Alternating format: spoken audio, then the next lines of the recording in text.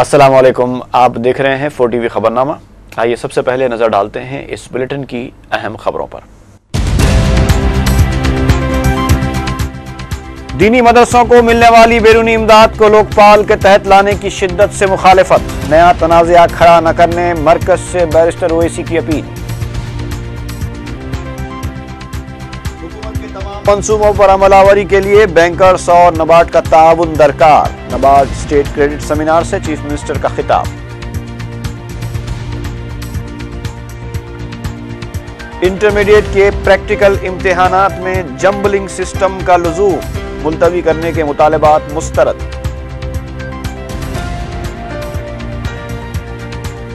परिटाला रवि कत्ल केस के कलीदी मुलजिम गोवर्धन रेड्डी का शहर में दिन दहाड़े बरसरेआम कत्ल। साल 9 तकारीब के दौरान कानून की खिलाफ वर्जी करने वालों के खिलाफ सख्त कार्रवाई, साहिबाबाद पुलिस कमिश्नर का इंतबाह। और बारकस में 2008 के दौरान हुई खातून की मुश्तबा मौत का पर्दाफाश, कातिल गिरफ्तार।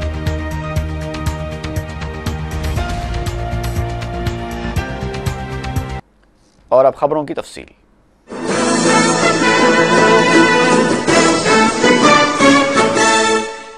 रुकने पार्लियामेंट हैदराबाद बैरिस्टर असदुद्दीन ओवैसी ने मौजूदा शक्ल में लोकपाल बिल की शिद्दत से मुखालिफत की है। उन्होंने लोकसभा में तकरीर करते हुए चंद तरमीमात की तजवीज़ पेश की और कहा कि हुकूमत जब ये दावा करती है कि मौजूदा निज़ाम शफाफ है तो फिर लोकपाल बिल की क्या ज़रूरत है। उन्होंने वज़ीर आज़म की कुर्सी पर शक करने को कौम की तौहीन करार दिया। मुख्तलिफ इदारों को मिलने वाली बैरूनी इमदाद को भी लोकपाल के तहत लाने से मुताल्लिक़ नुक्ते पर भी बैरिस्टर ओवैसी ने एतराज़ किया और कहा कि इससे एक नया तनाज़ा पैदा होगा, क्योंकि दीनी मदरसे भी शक के दायरे में आने लगेंगे, जो मदारिस के ज़िम्मेदारों के लिए किसी भी तरह काबिल कबूल नहीं है। उन्होंने कहा कि वो इन हालात में लोकपाल का साथ नहीं दे सकते। बैरिस्टर ओवैसी ने भूख हड़ताल का ड्रामा करने वालों पर भी एक डॉक्टर के जरिए नज़र रखने की ज़रूरत पर जोर दिया, ताकि हुकूमत को भूख हड़ताल की हकीकत का पता चल सके। इस बिल के ताल्लुक से मेरे पास सिर्फ 4 पॉइंट है सर। एक ये कि इस बिल में, विसल ब्लोअर बिल में विक्टिमाइजेशन की सही तारीफ नहीं की गई, इसका डिफिनेशन नहीं बताया गया। और लॉ कमीशन ने कहा था कि एक गवाहों का तहफ़्फ़ुज़ात का प्रोग्राम बनाया जाए, विटनेस प्रोटेक्शन प्रोग्राम, इसके ताल्लुक से इसमें जिक्र नहीं है। दूसरी बात सर, जो गलत कंप्लेन देते हैं, गलत शिकायत करते हैं किसी हुकूमत के मुलाजिम के खिलाफ, तो लॉ कमीशन की सिफारिशात में था कि उन पर जुर्माना आयद किया जाए, उसका भी इसमें जिक्र नहीं है। और इस बिल में सर इंकशाफात की तारीफ सही तरीके से बयान नहीं की गई है। जिस तरीके से लॉ कमीशन ने उसकी तारीफ की थी, उसका जिक्र इसमें नहीं है। और विजिलेंस कमीशन के जो इख्तियारात हैं वो बिल्कुल ही सिर्फ सिफारिश के हद तक है, यानी वो सिफारिश कर सकते हैं और जब डिपार्टमेंट कॉम्पिटेंट अथॉरिटी के पास जाएगा तो या तो कबूल कर सकेंगे, या अगर नहीं कबूल करते तो उनको लिख कर देना पड़ेगा। मैं चाहूँगा कि विजिलेंस कमीशन को भी ज़्यादा इख्तियारात दिए जाए कि अगर वो सिफारिश करते हैं किसी मुलाजिम के खिलाफ साजिदी कार्रवाई की जाए तो उसको पूरा किया जाए। सर, अब लोकपाल और लोक आयुक्त बिल के ताल्लुक से, विसल ब्लोअर बिल के ताल्लुक से तो यकीनन हुकूमत की मैं तायद करूँगा, मगर लोकपाल और लोक आयुक्त बिल पर मैं तायद नहीं कर सकता। क्यों नहीं कर सकता सर? इसलिए नहीं कर सकता कि ये बिल पार्लियामेंट के तानो बानों को कमज़ोर कर रहा है। यकीनन सर, करप्शन एक बहुत बड़ा मसला है, हमारे मुल्क के लिए एक बहुत बड़ा संगीन खतरा है, इसमें कोई शक की गुंजाइश नहीं है। मगर हमारा मानना यह है सर कि करप्शन से ज़्यादा खतरा इस मुल्क को दानिश्वराना बददियानती से है। इसका हम कैसे रोकथाम करेंगे? आज उसी दानिश्वराना बदनीयती का शिकार हम लोग हैं, दलित लोग हैं, जिसको अंग्रेजी में कहते हैं इंटेलेक्चुअल डिसऑनेस्टी। इस इंटेलेक्चुअल करप्शन का हम कैसे खात्मा करेंगे? और इस बिल के सिलसिले में सर मैंने 2 तरमीमात पेश की है। एक ये कि लोकपाल के दायरे कार से वजीर आजम को निकाला जाए। क्यों निकाला जाए? सर, हमारी पार्लिमानी जमहूरियत में वजीर आजम एक जलील कदर ओहदा है और जो भी उस ओहदे पर फायज होता है वो किसी भी जमात से उसका ताल्लुक हो और चाहे जिस उस जमात से उसका ताल्लुक हो जिससे मैं राजी नहीं हूं, मगर वो एक ऐसा होता है जिसकी हम सब एक इज्जत करते हैं कि कम से कम उस ओहदे पर कोई शक ना करे। ये जो कानून आप बनाए जा रहे हैं, ये इसकी बुनियाद इस दायरे से शुरू होती है कि वजीर आजम भी करप्ट है, वजीर आजम पर भी इल्जाम लगाया जा सकता है। इसीलिए मैं इसकी मुखालिफत कर रहा हूं। रहा सवाल मनमोहन सिंह की ईमानदारी का, तो तारीख में मौरिख लिखेगा कि हिंदुस्तान की तारीख का एक ऐसा वजीर आजम गुजरा जिसके किरदार पर कोई दाग नहीं। मगर मनमोहन सिंह यहां पर रहेंगे, कल कोई और वजीर आजम आएगा, किसी भी जमात से आएगा, अगर हम आमिलाना अख्तियारात किसी भी वजीर आजम से छीन लेंगे तो कौन सा वजीर आजम काम करने तैयार होगा? मुझे बताइए कौन सा वजीर आजम काम करने तैयार होगा? और मुझे अफसोस होता है कांग्रेस पार्टी के ऊपर कि वो अपने एक नौजवान को लाना चाहते हैं, मगर कैसा लाना चाहते हैं?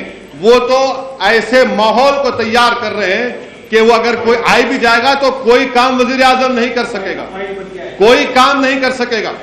दूसरी तरमीम सर मैंने जो इस बिल के ताल्लुक से पेश की है वो ये है कि किसी एमपी के खिलाफ 7 साल की लिमिटेशन पीरियड दी गई है।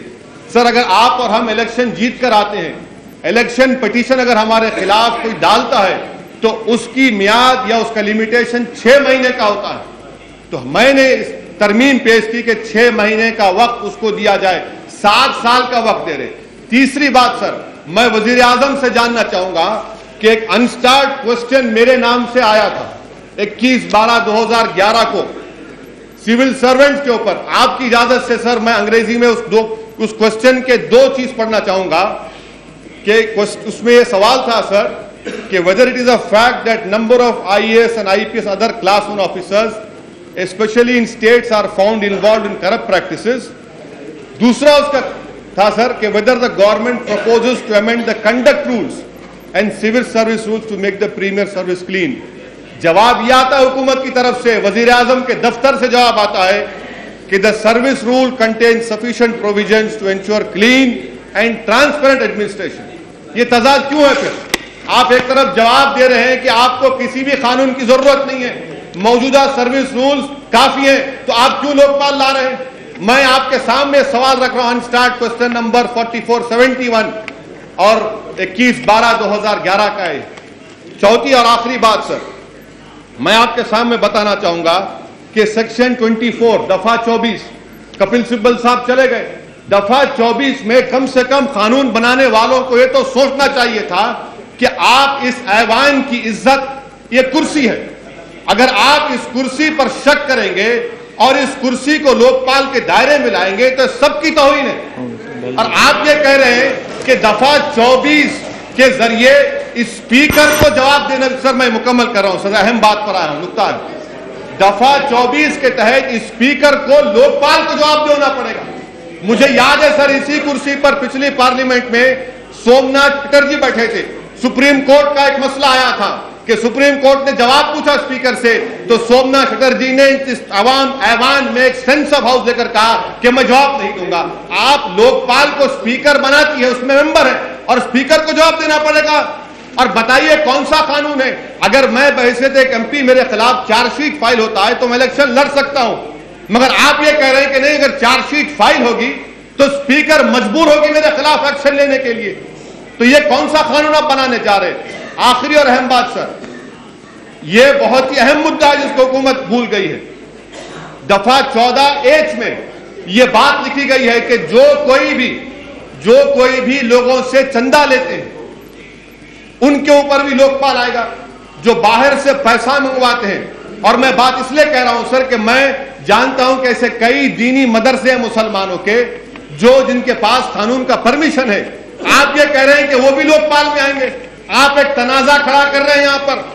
आने वाले इंतखाबात जो रियासत में होने वाले हैं, मैं आपसे साफ और वाज़ेह तौर पर कह रहा हूं वजीर आजम साहब कि दीनी मदरसों के जिम्मेदार इसके खिलाफ एहतजाज करेंगे कि आप उनको भी शक के दायरे में ला रहे हैं। जब आप परमिशन दे रहे हैं, हुकूमत के पूरे इख्तियारात आपके पास हैं, इसके बावजूद भी आप कर रहे हैं। आखिरी पॉइंट सर, माइनॉरिटीज के, मैं कर खत्म कर रहा हूं सर, माइनॉरिटीज को लोकपाल में उनका हिस्सा देने का।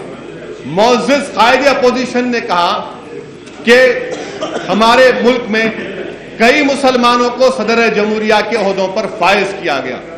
मैं आज साफ और वाज़ेह तौर पर इस ऐवान से कहना चाहूंगा कि मुसलमानों को अब किसी मुसलमान सदर जमहूरिया की हरगिज जरूरत नहीं है।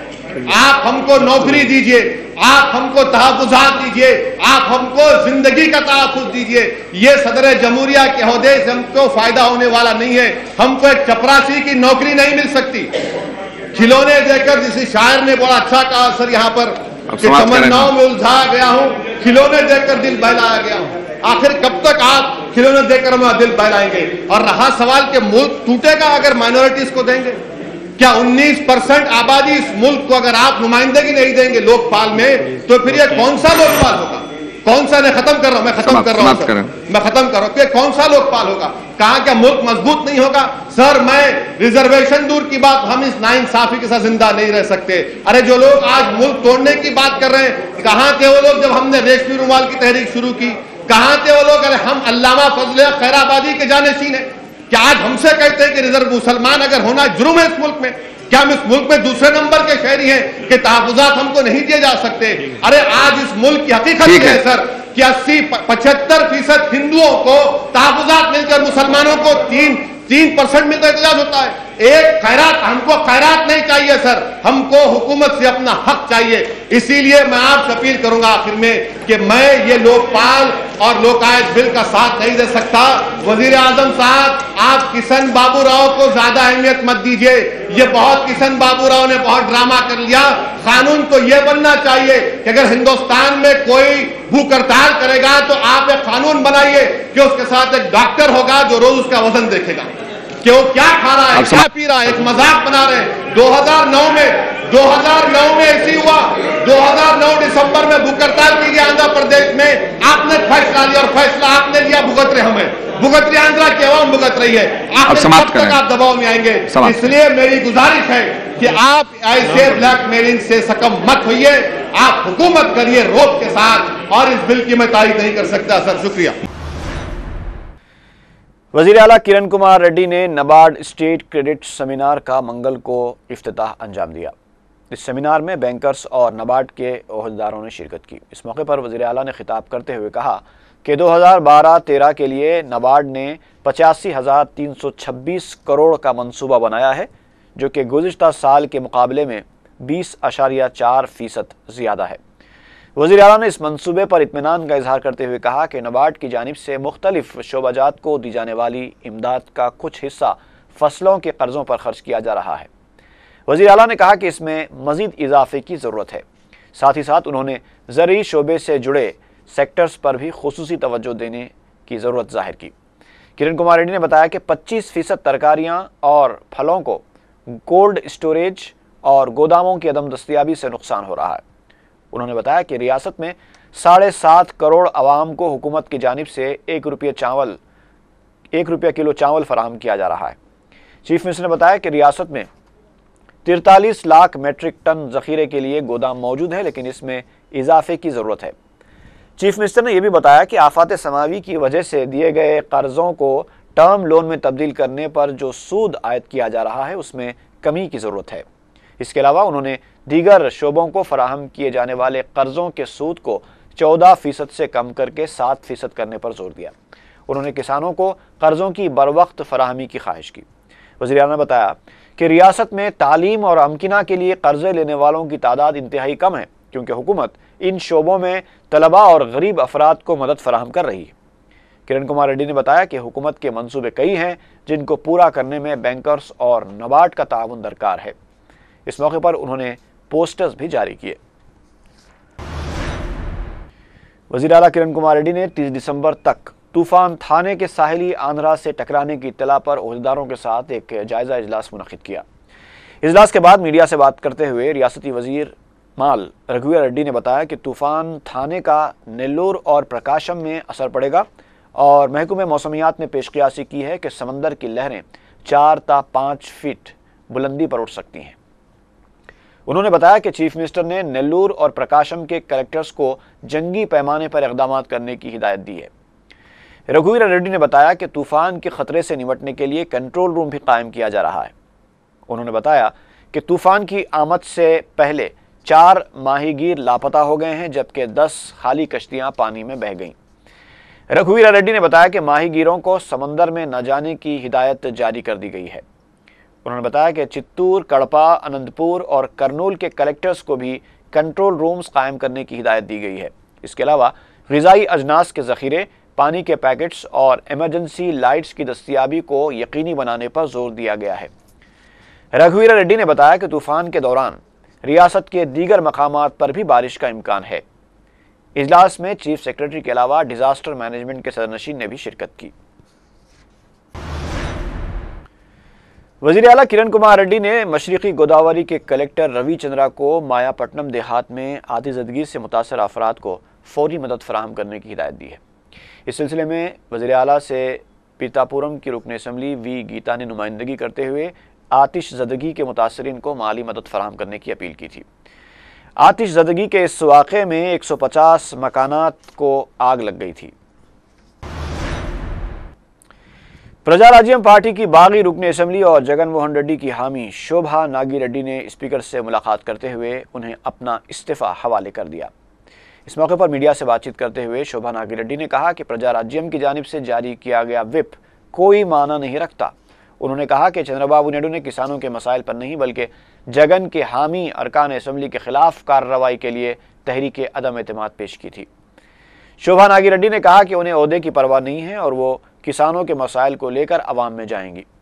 उन्होंने किसानों के मसाइल पर प्रजा राज्यम की खामोशी को भी तनकीद का निशाना बनाया। प्रजा राज्यम ने बागी रुकन असम्बली शोभा नागी रेड्डी के इस्तीफे को ज़ाती मफाद के लिए किया गया ड्रामा करार दिया है। मीडिया से बात करते हुए प्रजा राज्यम लीडर कन्ना बाबू ने कहा कि शोभा नागी रेड्डी ने ओहदे को बचाने के लिए इस्तीफा दिया है। उन्होंने कहा कि शोभा नागी रेड्डी किसानों के मसाइल को अपने इस्तीफे की वजह बता रही हैं, जो कि बिल्कुल बेबुनियाद है। कन्ना बाबू ने कहा कि प्रजा राज्यम को विप जारी करने का हक है, लेकिन क्योंकि तकनीकी तौर पर अभी प्रजा राज्यम का कांग्रेस में इंजमाम नहीं हुआ है। उन्होंने कहा कि शोभा नागी रेड्डी ओहदे के लिए प्रजा राज्यम में शामिल हुई थी और जब उन्हें कोई ओहदा नहीं मिला तो वो प्रजा राज्यम से दूर हो गई। वज़ीर सानवी तालीम पार्था सारथी ने वाज़ेह किया है कि साल 2012 के इंटरमीडिएट सालाना इम्तिहानात के दौरान प्रैक्टिकल इम्तिहानात जम्बलिंग सिस्टम के मुताबिक ही होंगे।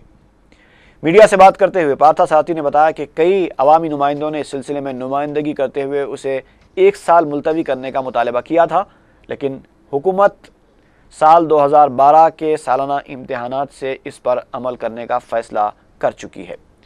पार्था सारथी ने बताया कि मेगा DSC के तहत 12,000 जायदादों पर जल्द तकर्रुरात किए जाएंगे और बाद में मजीद 32,000 जायदादों पर भी तकर्रुरात अमल में लाए जाएंगे।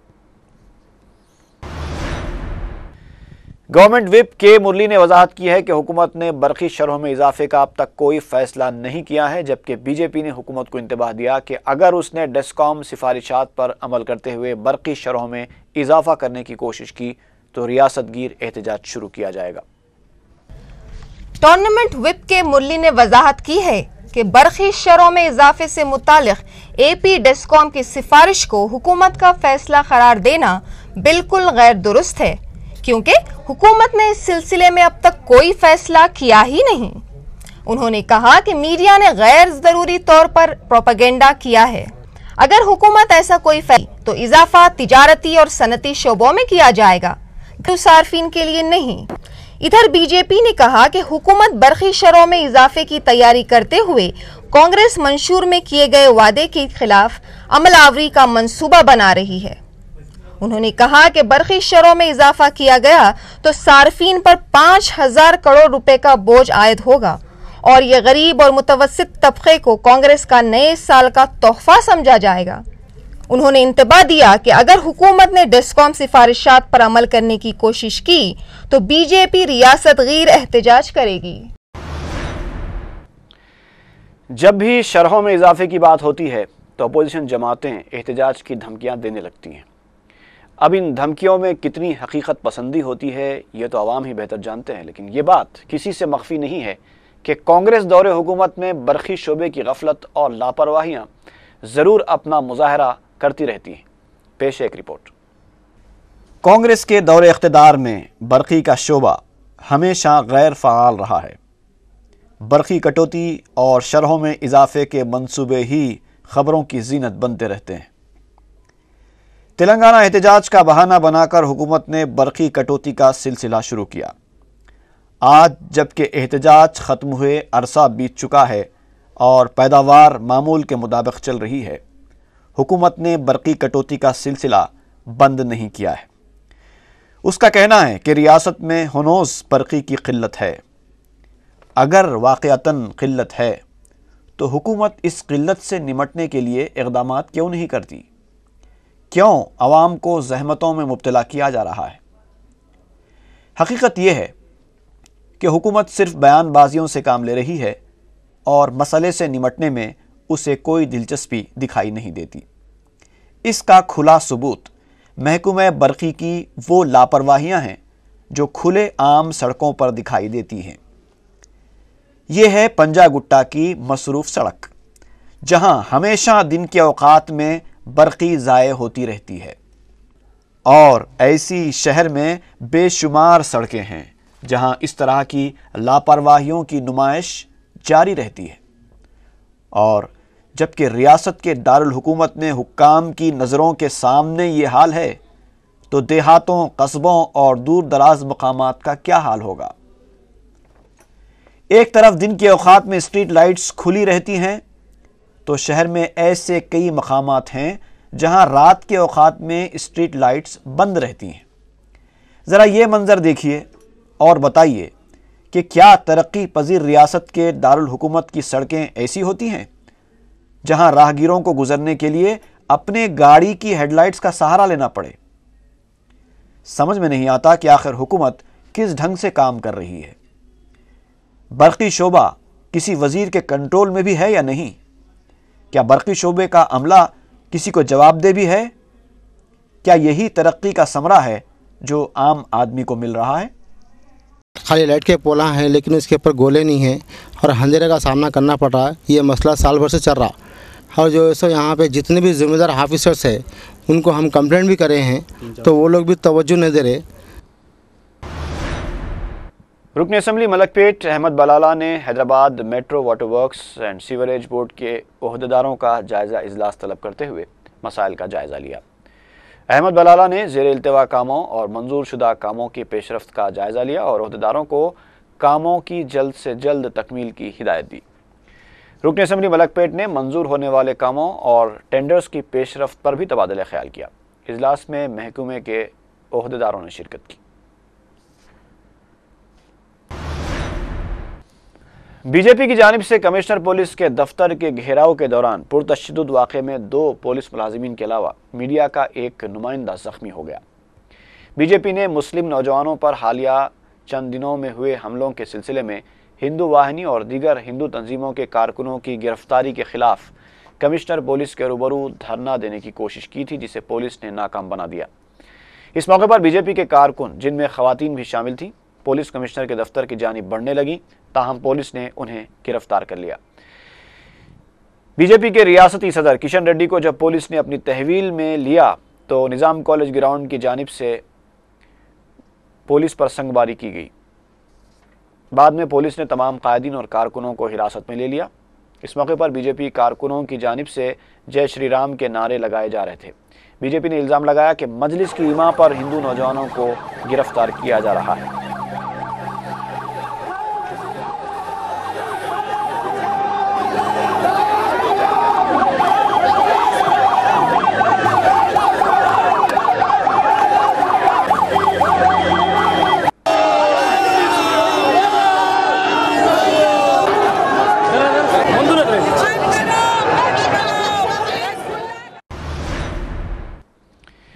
हैदराबादी टेनिस स्टार सानिया मिर्ज़ा ने स्पोर्ट्स और टूरिज़्म महकमे के सेक्रेटरी जयेश रंजन से मुलाकात की।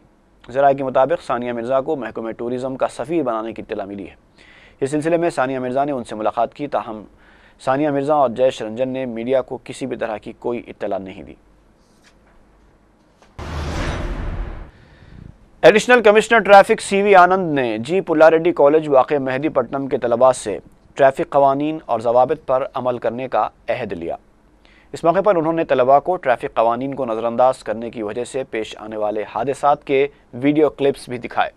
उन्होंने कहा कि मुल्क में हर साल औसतन 1 लाख अफराद हादसात में हलाक और 4 लाख अफराद ज़ख्मी होते हैं, क्योंकि वो ट्रैफिक कवानीन को नज़रअंदाज करते हैं।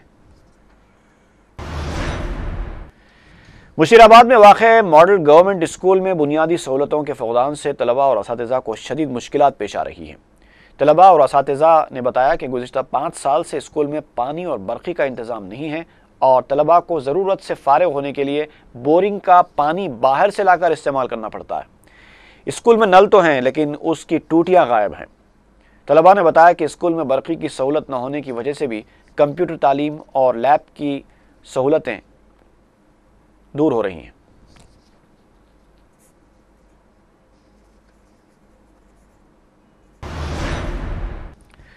कोकटपल्ली हाउसिंग बोर्ड पुलिस हुदूद में एक मकान से 1 किलो तिलाई जेवरात का सरखा कर लिया गया। बताया जाता है कि पीर और मंगल की दरमियानी शब मकान के मालिक ने अफराद ख़ानदान के साथ घर के अंदरूनी हिस्से में जहां के वो सो रहे थे, चोर खिड़की तोड़कर मकान में दाखिल हुआ और तिलाई जेवरात का सरखा करके फरार हो गया।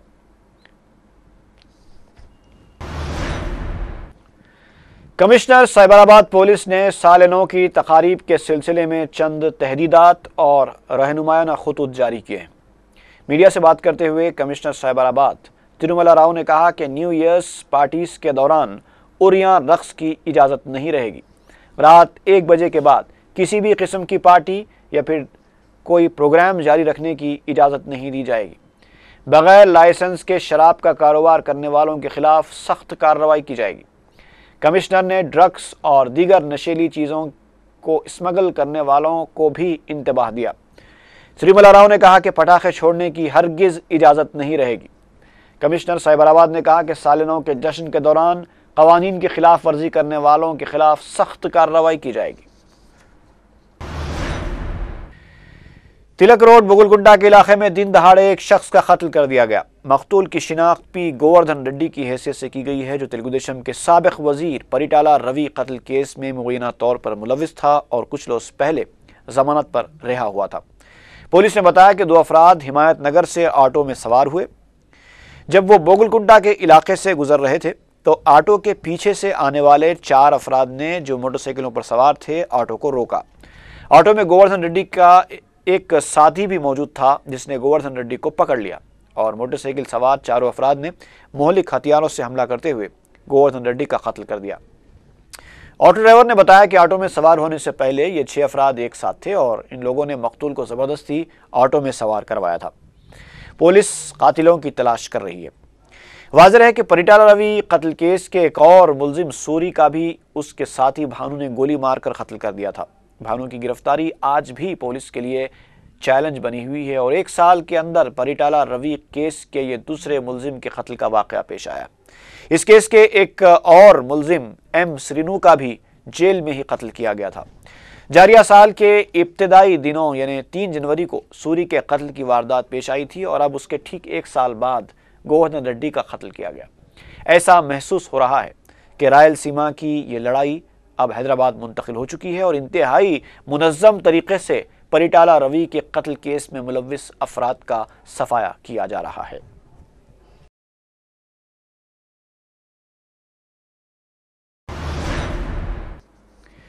पहाड़ी शरीफ पुलिस ने टास्क फोर्स के ताउन से 3 साल पहले पेश आई कत्ल की एक सनसनीखेज वारदात का पर्दाफाश करते हुए कातिल को गिरफ्तार कर लिया।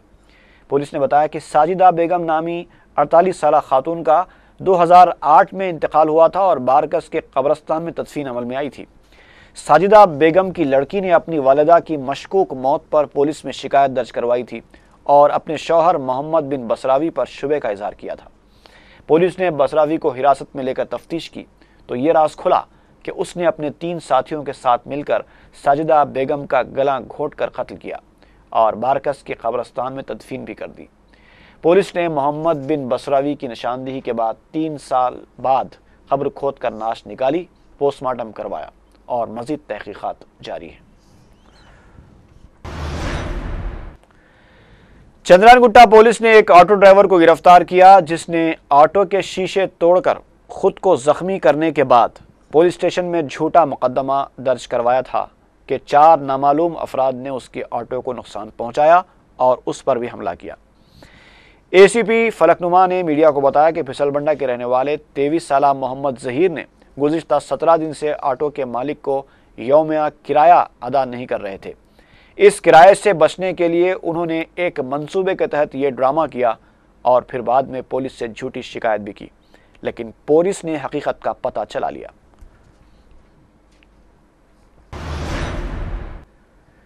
मूसा बावली की रहने वाली नौबियाता 20 साला सोनू 24 दिसंबर से लापता हो गई हैं। उनकी शादी 3 नवंबर को आलोक कुमार के साथ हुई थी। वो घर में किसी को बताए बगैर अलग सुबह 3 बजे चली गईं। किसी को नजर आ जाए तो ख्वाहिश की गई है कि 4 मीनार पुलिस को इत्तला दी जाए।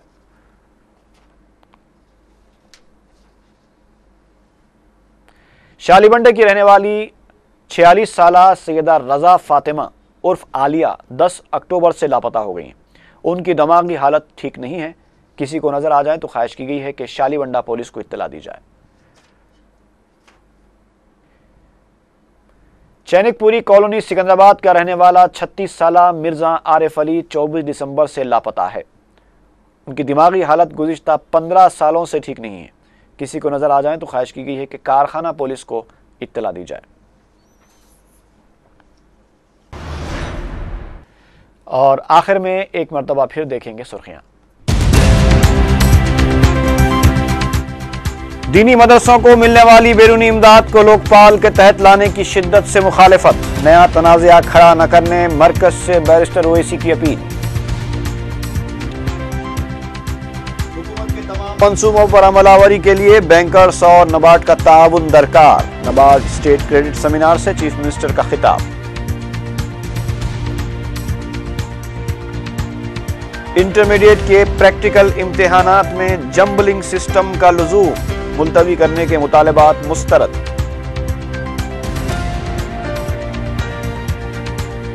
परिटाला रवि कत्ल केस के कलीदी मुलजिम गोवर्धन रेड्डी का शहर में दिन दहाड़े बरसरेआम कत्ल।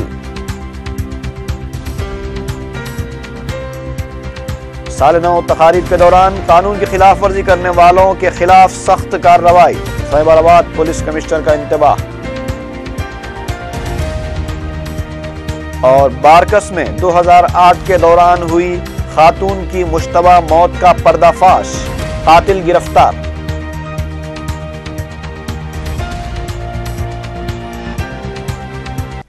इसी के साथ ही खबरनामा खत्म हुआ। इजाजत दीजिए। अल्लाह हाफिज।